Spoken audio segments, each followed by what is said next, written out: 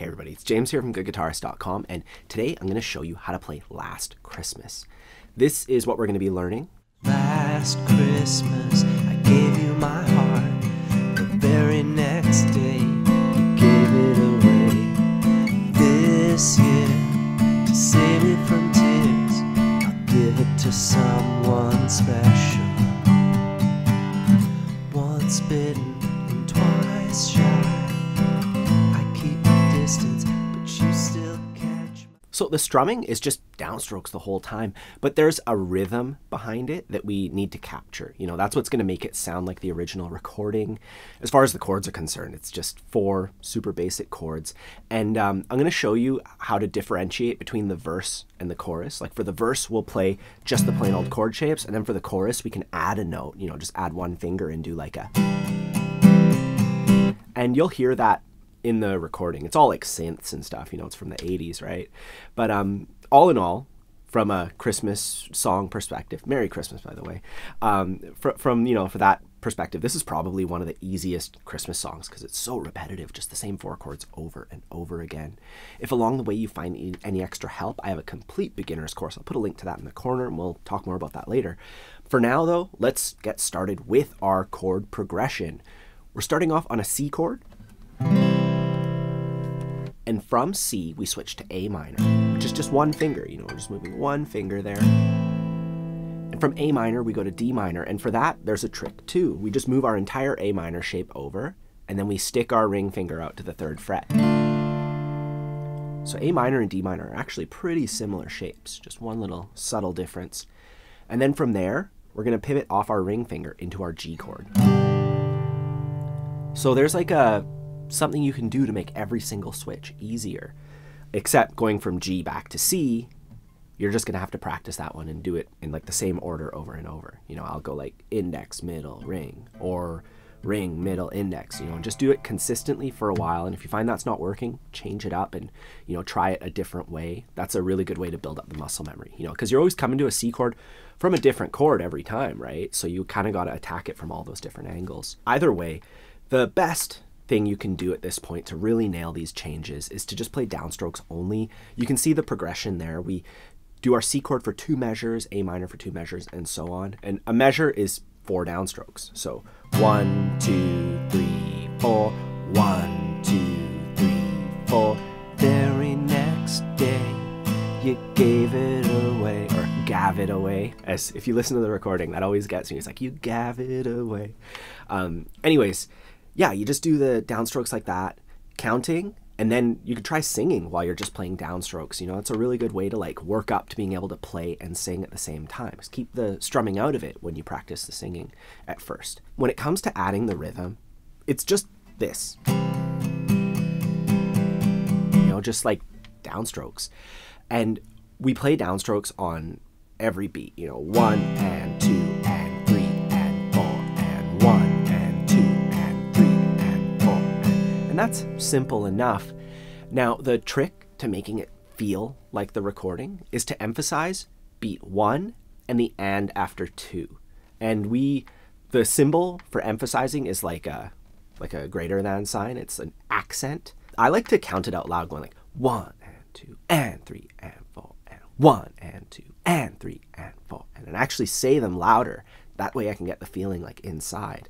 And then you just do your downstrokes and you count 1 and 2 and 3 and 4 and 1 and 2 and 3 and 4. So for the accented strokes, I'm not like reefing on the guitar. I'm just doing a full downstroke.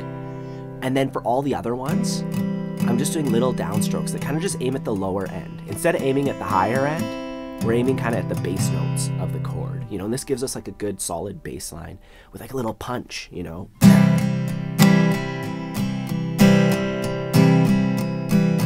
That's all you need to do. You can play the entire song just like that. You know, it really is that simple. Let's just try a little bit of it. I'm gonna get my metronome. I have my metronome set to 76, which is quite a bit slower than the original recording, but still a good pace. And it's gonna be like this. 1, 2, 3, 4. 1 and 2 and 3 and 4 and 1 and 2 and 3 and 4 and 1 and 2 and 3 and 1 and 2 and 3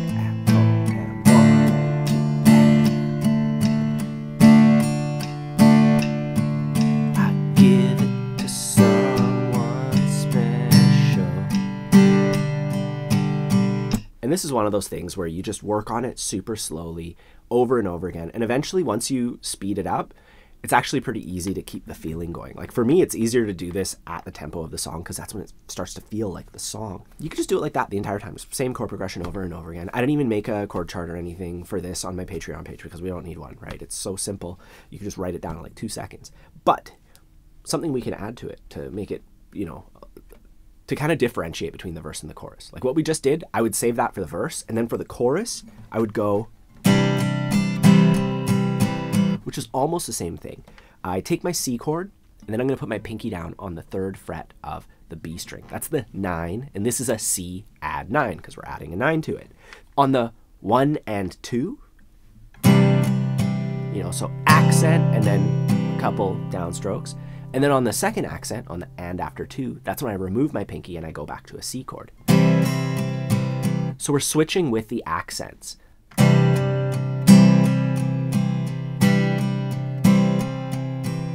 And that's easy enough because you're already going out of your way to make that accent happen. So it's not too difficult to just move your other hand at the same time. You know, it's all kind of synchronized, right?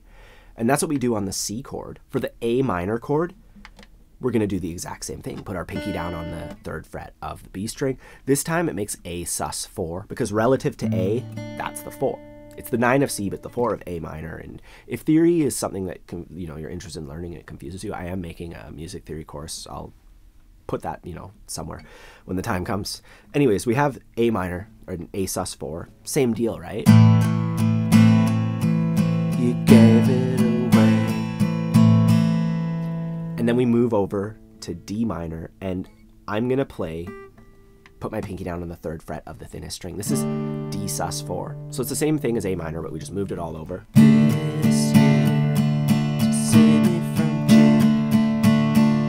And then for G, we kind of have to change it up, but it's not too difficult. I'm gonna put my index down on the 3rd fret of the thickest string, and then my middle on the 3rd fret of the B string. And then my pinky goes on the 5th fret of the B string. So it alternates like that on the 5th fret of the B string. And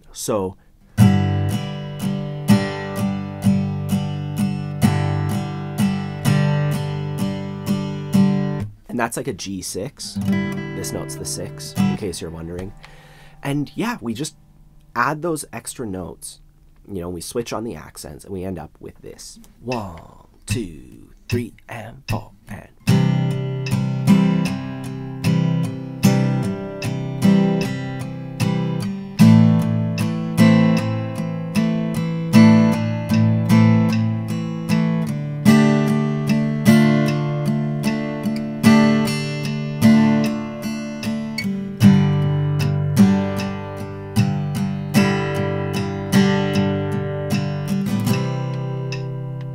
I would do that for the choruses. I would do it the simpler way for the verse, and that's the entire song. So when it comes to practicing this, remember, first downstrokes only with the progression, just to nail the switching, then add that strumming pattern, even doing it on its own, you know, and just getting used to those accents. Counting out loud is super helpful, and then putting it all together and optionally adding that extra thing that I just showed you.